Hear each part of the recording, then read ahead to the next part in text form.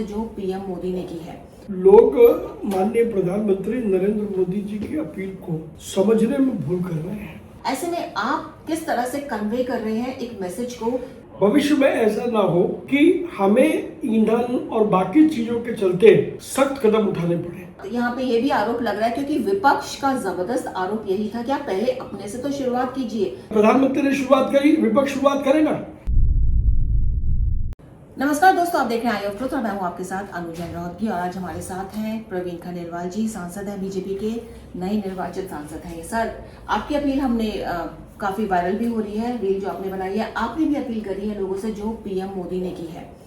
Important ये है कि सर जो आप चुनकर आए हैं, आपके पीछे पूरा व्यापारी वर्ग है और जो फीडबैक आ रहा है पीएम मोदी ने जो अपील की है उससे व्यापारी वर्ग में अच्छी खासी नाराजगी है, खास तौर पे जो लोग गोल्ड के क्षेत्र में लगे हुए हैं। क्योंकि मुझे लगता है कि लोग माननीय प्रधानमंत्री नरेंद्र मोदी जी की अपील को समझने में भूल कर रहे हैं। उन्होंने ये जरूर कहा कि सोना मत खरीदो, लेकिन यदि आपके घर में उत्सव है तो आप जरूर खरीदो। लेकिन अनावश्यक रूप से यदि आप सोना खरीदते हो तो उससे, क्योंकि हम बड़ी मात्रा में सोने को इंपोर्ट करते हैं, लगभग 900 टन के लगभग सोना हम इंपोर्ट करते हैं, तो बड़ी मात्रा में हमारी विदेशी मुद्रा वो खरीदने में बाहर जाती है। तो आवश्यक है तो अवश्य खरीदें। अनावश्यक रूप से जो सोना खरीदना या अनावश्यक रूप से कोई भी ऐसा काम करना जो वर्तमान वैश्विक जो युद्ध चल रहा है, वैश्विक परिस्थितियां चल रही हैं, वो भारत के हितों के अनुरूप ना हो। सर, यहाँ पे क्वेश्चन यही है कि क्योंकि आप रिप्रेजेंट कर रहे हैं पूरा ही व्यापारी बिजनेस क्लास, ऐसे में आप किस तरह से कन्वे कर रहे हैं एक मैसेज को बिजनेस क्लास में? मैं व्यापारियों को यही बोल रहा हूँ जी कि जो भी कुछ माननीय प्रधानमंत्री जी ने कहा उसके शब्दों को न जाकर के उसके अर्थ को समझना चाहिए। जो आज प्रधानमंत्री जी कह रहे हैं वो इसलिए कह रहे हैं कि कल भविष्य में ऐसा ना हो कि हमें ईंधन और बाकी चीजों के चलते सख्त कदम उठाने पड़े।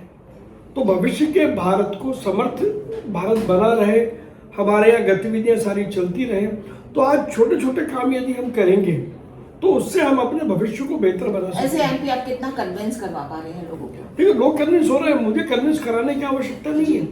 लोग कन्विंस हो रहे हैं क्योंकि लोगों का ये मानना है कि लोग उस परिस्थिति में नहीं जाना चाहते, लॉकडाउन की परिस्थिति में नहीं जाना चाहते, इसलिए लोग आज जो भी कुछ प्रधानमंत्री जी ने कहा लोग उसके ऊपर अमल कर रहे हैं।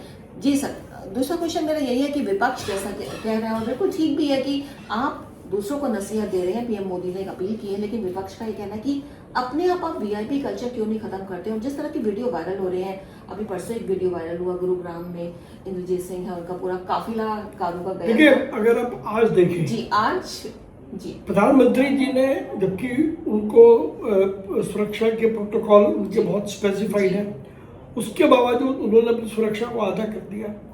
अभी आप ही के किसी मीडिया में मैंने देखा माननीय गृह मंत्री अमित शाह जी ने अपने काफिले को आधा कर दिया। काफी लंबी लिस्ट। देश के बहुत सारे जो मुख्यमंत्री हैं उन्होंने अपने काफिले को आधा कर दिया।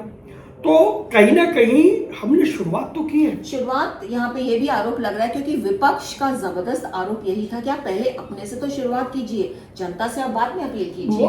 प्रधानमंत्री ने शुरुआत करी, विपक्ष शुरुआत करेगा। विपक्ष का एक नेता आप मुझे बता दीजिए जिसने आज इस शुरुआत को अपने यहाँ से किया हो। क्या उनकी जिम्मेदारी नहीं है? क्या भारत उनका नहीं है? क्या कल अगर कोई विपरीत परिस्थिति होगी तो वो क्या देश छोड़ करके चले जाएंगे? माननीय प्रधानमंत्री जी ने शुरुआत करी, बहुत सारे मुख्यमंत्रियों ने शुरुआत करी, सरकारी अधिकारियों ने शुरुआत करी, वर्क फ्रॉम होम के कल्चर की बात हो रही है। हमारे उत्तर प्रदेश के मुख्यमंत्री आदरणीय योगी आदित्यनाथ जी ने लगभग उसके ऊपर निर्देश जारी किए हैं।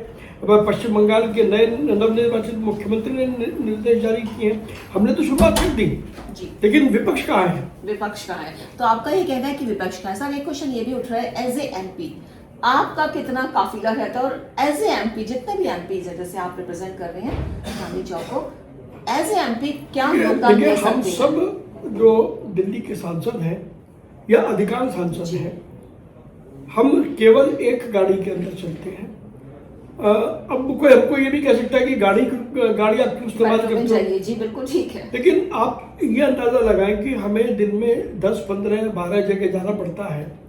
अगर हम सार्वजनिक व्यवस्था से जाएंगे तो संभवतः हम अपने उन कर्तव्यों का पालन नहीं कर पाएंगे। हमारी कॉन्स्टिट्यूंसी बड़ी है, दूर है, कम समय में हमें मिलना पड़ता है, तो गाड़ी को यूज करना हमारी एक जरूरत है।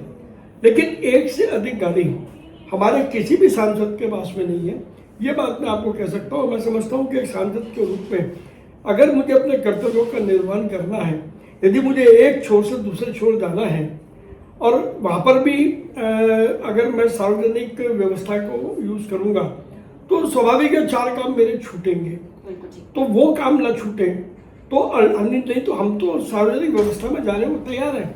आज हमारे दिल्ली के कुछ मंत्री गए हैं, तो ये प्रतीकात्मक ना हो करके ये लगातार बनता रहे, चलता रहे, तो उसकी जरूरत है। तो मैं समझता हूँ कि हमारे विधायक या जो भी इलेक्टेड रिप्रेजेंटेटिव है वो सिर्फ एक गाड़ी लेकर के चले तो काम बन सकता है। लास्टली चलते चलते सर, आप मुद्दा बहुत इंपॉर्टेंट है, नीट के जो पेपर आप हुए हैं, और आप सोचिए कि जब से ये सरकार आई है, पहले भी होते थे, लेकिन जो लगातार हो रहे हैं, खास तौर पे जो इंपॉर्टेंट पेपर्स हैं बहुत ज़्यादा लीक हो रहे हैं। आपको लगता है कि कहीं ना कुछ लापरवाही हो रही है और जो हमारा तंत्र है, सरकारी तंत्र है, वो फेल हो रहा है इसको पकड़? देखिए, मैं ये नहीं कहूँगा सरकारी तंत्र फेल हो रहा है, लेकिन जो भी लीक के लिए जिम्मेदार हैं उनको आइडेंटिफाई किया जा रहा है और उनके खिलाफ सख्त से सख्त कार्रवाई की जाएगी, जिससे देश के किसी भी छात्र के भविष्य के साथ कोई खिलवाड़ ना हो। ये विश्वास मैं आपको दे सकता हूं। सर, विपक्ष की मांग है कि धर्मेंद्र प्रधान इस्तीफा क्यों नहीं देते हैं, मॉरल रिस्पॉन्सिबिलिटी। विपक्ष के कहने पर कोई मंत्री इस्तीफा देगा या विपक्ष के कहने पर कोई मंत्री मंत्रिमंडल में लिया जाएगा, ऐसा लोकतंत्र में कभी नहीं होता। ये प्रेरोगेटिव प्रधानमंत्री जी का है और प्रधानमंत्री जी निर्णय करते हैं।